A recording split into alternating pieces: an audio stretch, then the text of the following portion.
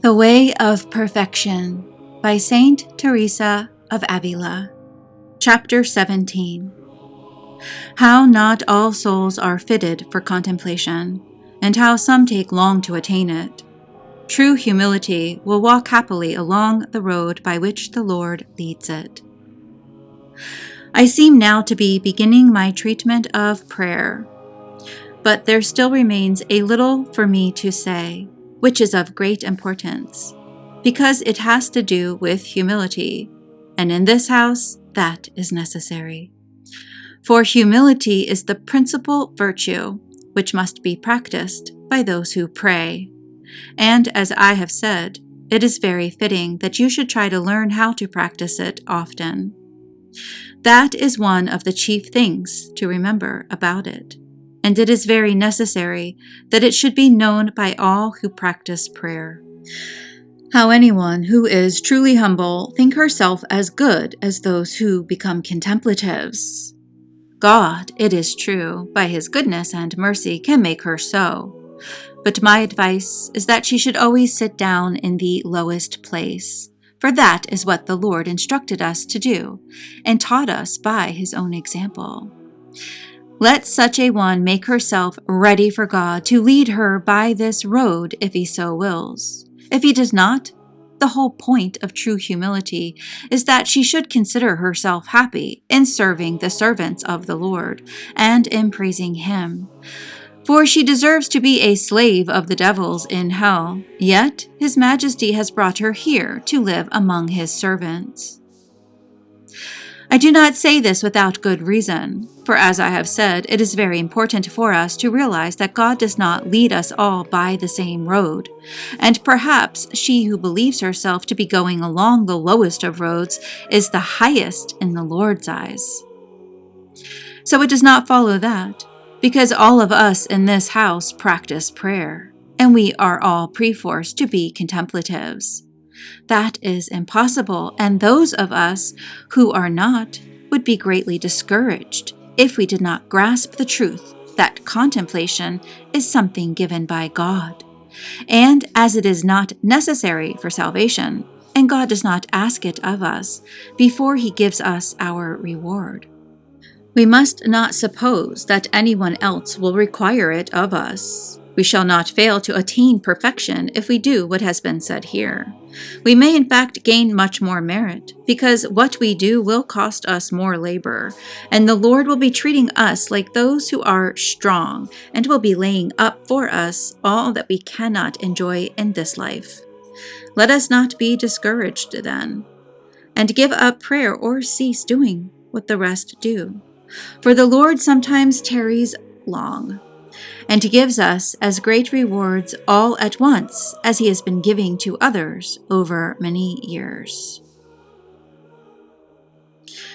I myself spent over 14 years without ever being able to meditate except while reading.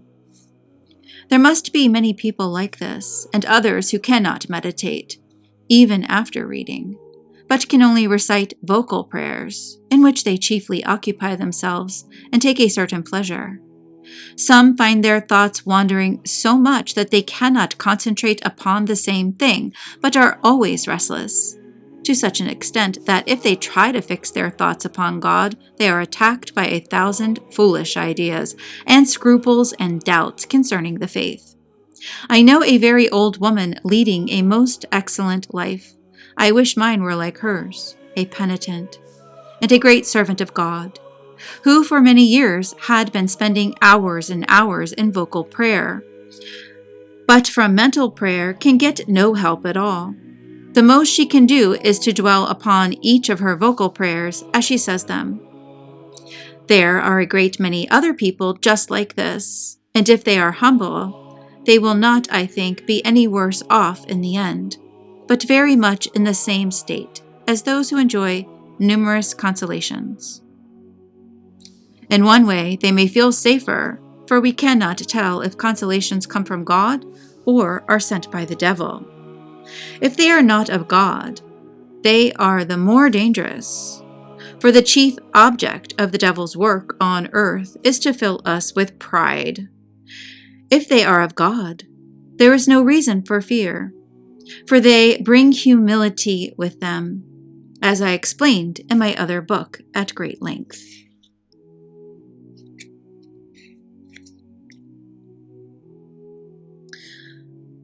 Others walk in humility and always suspect that if they fail to receive consolations, the fault is theirs, and are always most anxious to make progress. They never see a person shedding a tear without thinking themselves very backward in God's service, unless they are doing the same, whereas they may perhaps be much more advanced. For tears, though good, are not invariably signs of perfection. There is always greater safety in humility, mortification, detachment, and other virtues. There is no reason for fear, and you must not be afraid that you will fail to attain the perfection of the greatest contemplatives. Saint Martha was holy, but we are not told that she was a contemplative. What more do you want than to be able to grow to be like that blessed woman, who is worthy to receive Christ our Lord so often in her house, and to prepare meals for him, and to serve him, and perhaps to eat at table with him? If she had been absorbed in devotion all the time, as the Magdalene was, there would have been no one to prepare a meal for this divine guest. Now remember that this little community is St. Martha's house, and there must be people of all kinds here. Nuns, who are called to the active life, must not murmur at others who are very much absorbed in contemplation.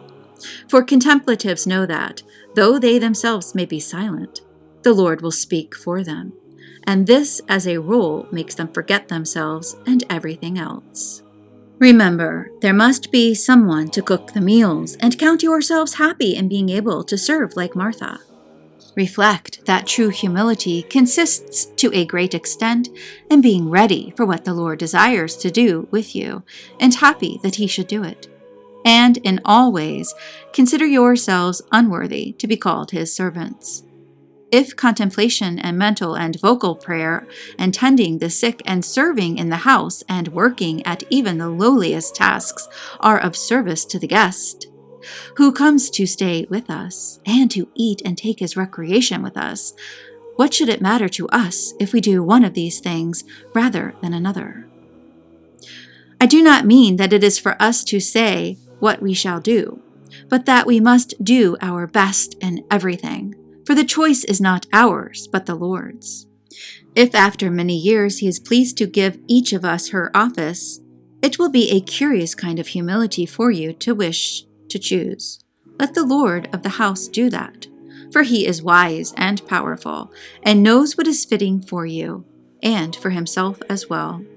Be sure that if you do what lies in your power and prepare yourself for high contemplation with the perfection aforementioned, then, if he does not grant it you, it will be because he has laid up this joy for you so as to give it you in heaven.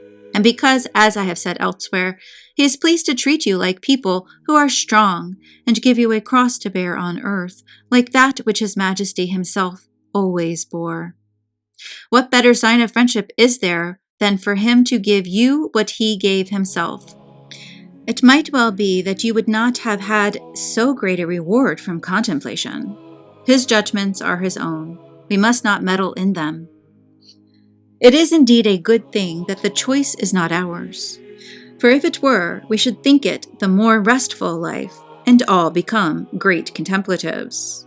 Oh, how much we gain if we have no desire to gain what seems to us best, and so have no fear of losing, since God never permits a truly mortified person to lose anything, except when such loss will bring him greater gain. Thank you for listening. If something St. Teresa said today inspired you, like this video. Subscribe to Adoratrix for further readings. If you haven't already, check out my playlist, The Secret Library of the Adoratrix. Until next time, peace of Christ be with you always.